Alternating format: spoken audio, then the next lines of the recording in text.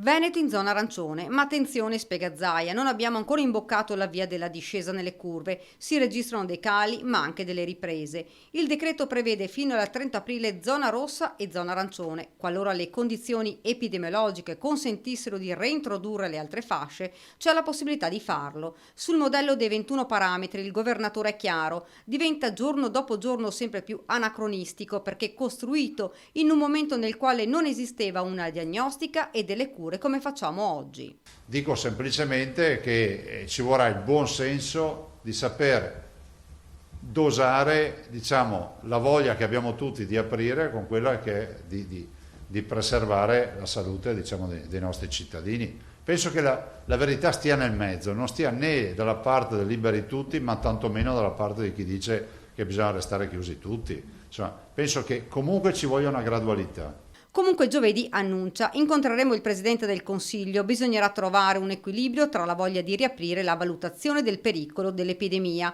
Sul fronte vaccini l'ennesimo rallentamento. Questa settimana arriva solo Pfizer, non arriva né Moderna né AstraZeneca, quindi sono arrivate, noi abbiamo previsioni solo di queste 125.000 di Pfizer. Restano le dosi avanzate. Voglio dirvi solo che abbiamo 39.547 Moderna e 99.429 AstraZeneca. In totale stamattina all'apertura dei cancelli, per dire, avevamo 132.371 dosi.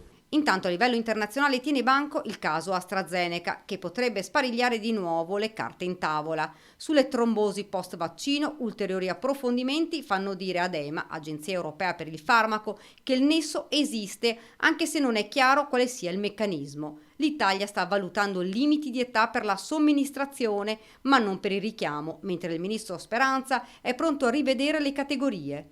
Velocizzare la campagna vaccinale significa anche trovare il maggior numero di personale per farle. Zaia torna sulla polemica nata dalle sue parole. Non ci vuole una laurea per fare le iniezioni e ribadisce il concetto. Vi dico la verità proprio perché siamo tra quattro amici, nessuno ci ascolta.